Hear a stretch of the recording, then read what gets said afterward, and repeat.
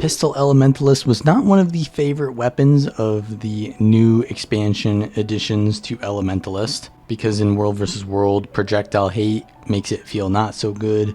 In PvP, kiting means that you need to sometimes look away from the enemy, and pistol skills, you always need to be looking at them, so it's not as good as Scepter in that situation.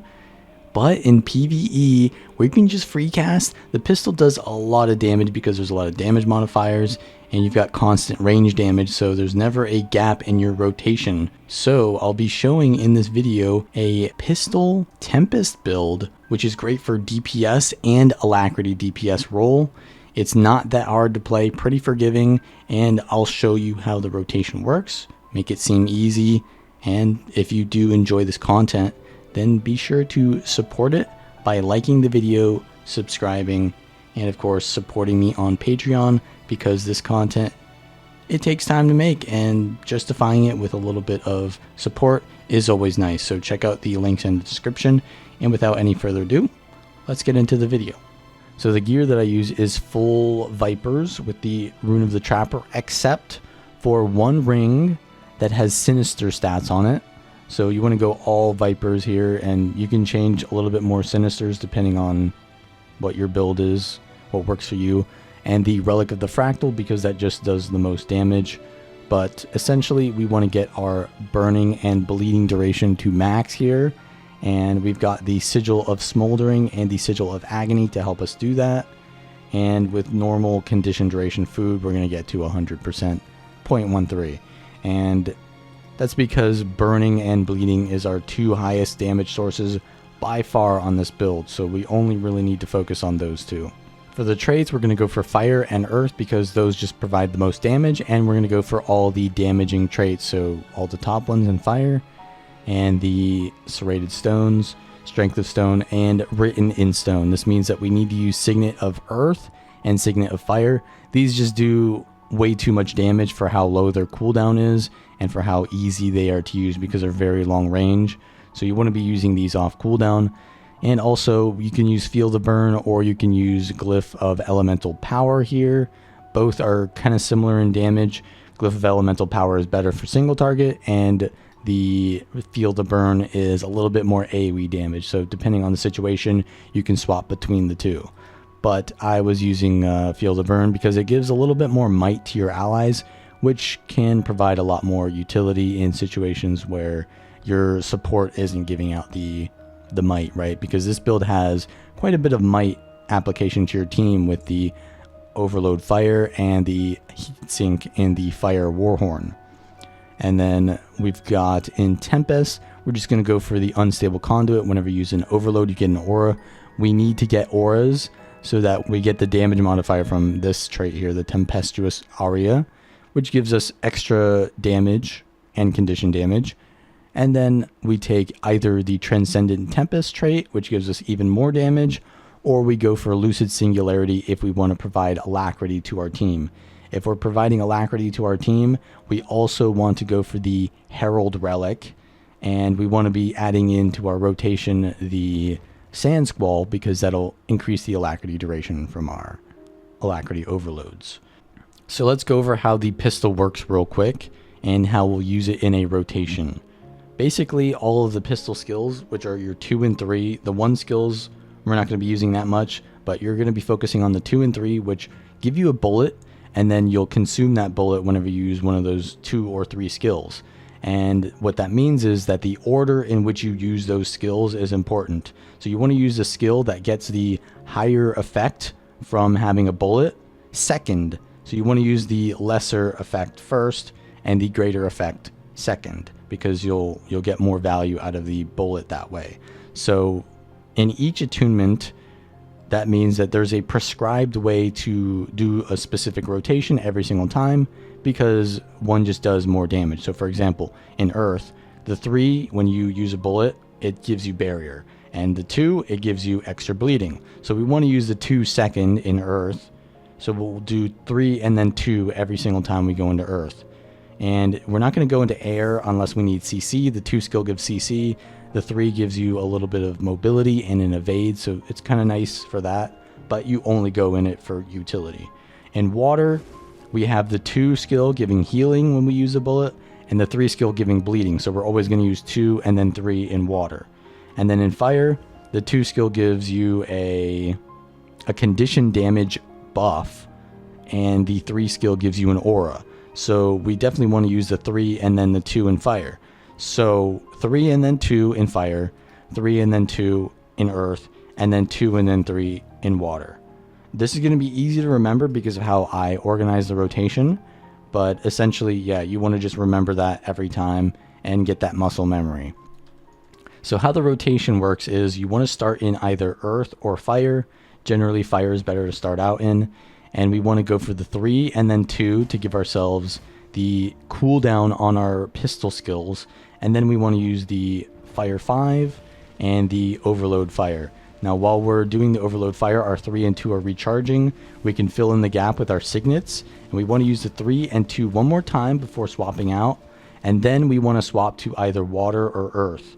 Now, at the beginning of this rotation, earth is going to be off cooldown, so we're just going to go immediately into earth. But later on into the rotation, the earth attunement may not be off cooldown because we've overloaded the earth attunement.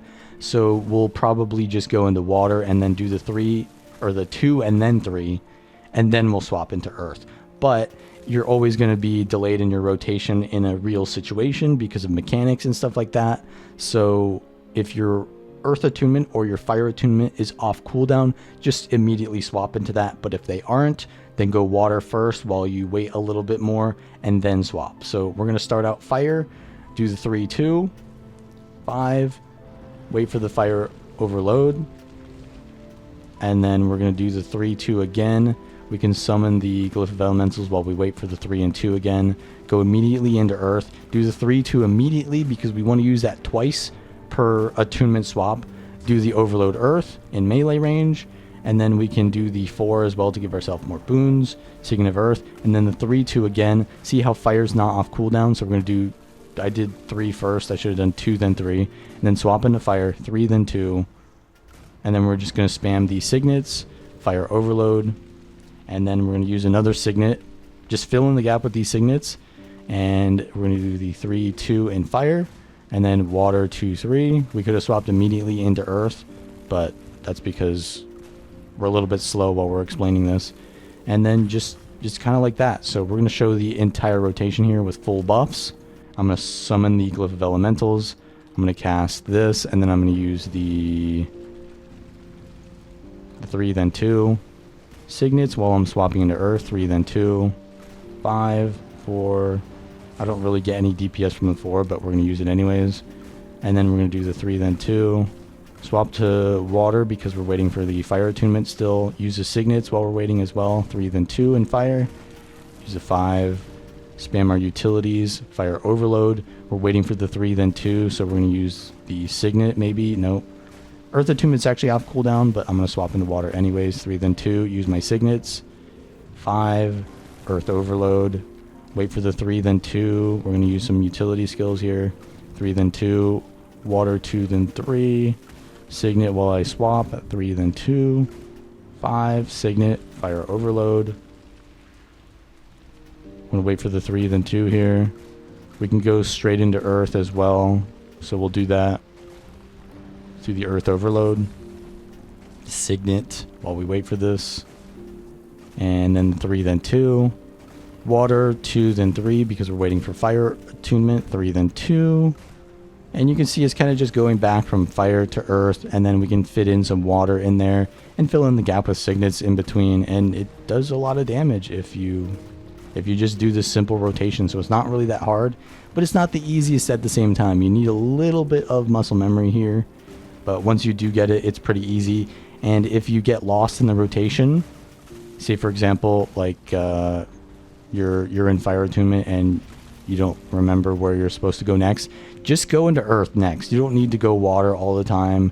You don't need to do all that. Just go into your next attunement next time it's available, and the rotation doesn't really matter that much. You can easily just, recover from messing up the rotation. It's very forgiving to play, so it's a great build for beginners.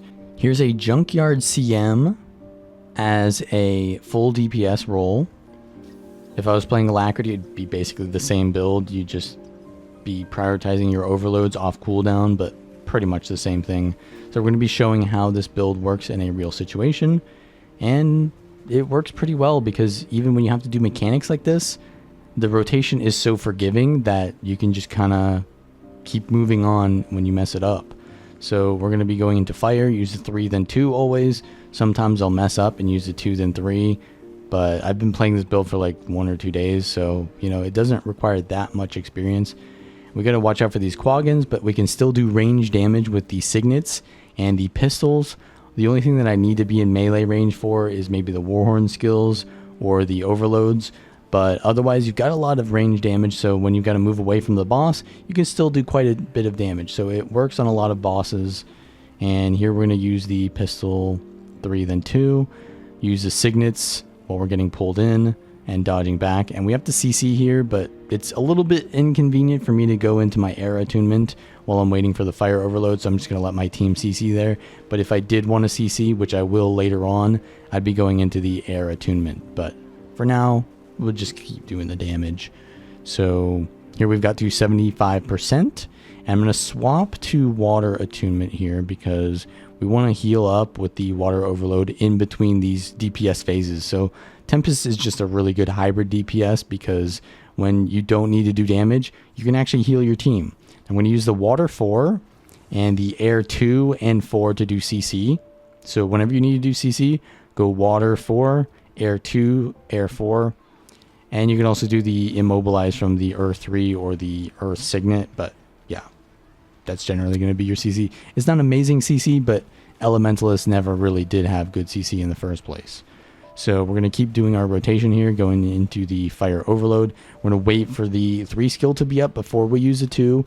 Always remember that. Don't get impatient and use the 2 before 3, because then we don't get the empower on the 2 skill, which gives us the condition damage bonus. So always be patient. Just sit there and auto attack if you have to. Wait for the 3 skill to be up before the 2, and then use 3-2 and then swap out. And then we're going to use the water 2-3 here. Use the signets off cooldown. I can use my elite skill here. Yeah, we're going to fill in the gap with the elite skill and just use that off cooldown as well when you can do damage. Wait for the 3 then 2. And now we've got the mechanic here, but I'm greeding a little bit for DPS, but I regroup with my team. The boss is a little bit far away and I have to face them to use the signets, so I'm just going to play safe and not get killed here. Use the signets from afar while I'm walking towards the boss again. Earth overload, and then we're going to use the 3 then 2. I could just go straight into fire here if I wanted to, but the water attunement does good damage too. There's a lot of bleeding, so it's never really bad to go into water, even though you don't need to. You can go straight into fire if it's off cooldown. But yeah, it's not that big of a deal either way. So I'm going to give our team a revive here. Got to be a little bit careful with that hallucination walking into the group, but as usual, while we're moving away from it, we can easily just do our rotation. And the boss actually phases here, so we've got a CC again, so we're going to swap into air, use the 4 then 2, and I can go water 4 as well. And then we're going to use the earth signet from afar here to get the immobilize, a little bit more CC, and then the boss just needs 1% more before we phase it, so I'm just going to heal our team, make sure nothing goes wrong here. And then we're going to go to the final phase here. So in the final phase, we're going to need to do a lot more positioning, and it's going to test the build a little bit more. So yeah, the build, I mean, you can see the build does pretty good damage. It's a condition build, so this is the perfect fight for it. It's not the best build, but it's definitely one of the better ones. So now we got to kind of survive through the situation here. I'm going to use my heal skill so I don't die. Our team gives us some healing. I use the water 3 and then 2 because that gives me more healing. Not as much damage though. And then we're going to use the overload fire while we can in melee range before the quaggins spawn on us. 3 then 2. Swap to earth because we don't need to go into water. And use the earth 3 then 2. I need to get into the white zones to not get the debuff on me anymore. I'm going to wait for the 3 then 2 and then go into water here. 2 then 3. Use the signets and then swap to fire. Now we need to CC. So I'm going to go to air. Water attunement's on cooldown, so all I can really do is the air. So now we can do water. but it's already been CC'd, and I think we're good to go. I can put some damage on that reanimated hatred so that it doesn't immobilize my teammate, and we can swap back into our rotation again. Now we've lost one of the zones, so we need to kind of back up here. I'm going to cast my elite because that gives me some time to do that, and my signets while I'm far away from the boss. And I'm going to precast my overload fire, but the boss moves out of it, so that's kind of unfortunate. I'm going to just keep going with our rotation, and we are getting the debuff actually from the thing. I'm making a huge misplay here by not going into the white zone, and I'm taking the damage as I'm getting pulled in. So that was really bad positioning on my part. But I'm going to get revived anyways, and the CC on the boss is going to happen. So yeah, we're just going to keep doing our rotation. Do the overload. Do the 3 then 2. 3 then 2 again. And yeah, as you can see, this is pretty much going to be a victory. We need to watch out for these crates here. I dodge a little bit in the wrong direction, so I have to double dodge, but we're going to correct that anyways. And just keep doing the rotation. You can see, like, as soon as you finish doing one of those mechanics, just swap into fire or earth, because you've lost a little bit of time, so you don't need to go into water. Just go swap into earth or fire, because if you're going to stay into earth or fire, then generally it means you're going to be using your overload at that point, and then you need to be in melee. So it just kind of works out to just use a swap there, because then you're going to be immediately using ranged damage and then setting up the next overload, instead of kind of like holding that overload for longer and delaying your rotation. But yeah, that's pretty much how the build works. If you do like this content, then please like the video, subscribe for more, and please support me by becoming a patron. It helps me to actually make this content and to justify it. So I'll see you all next time.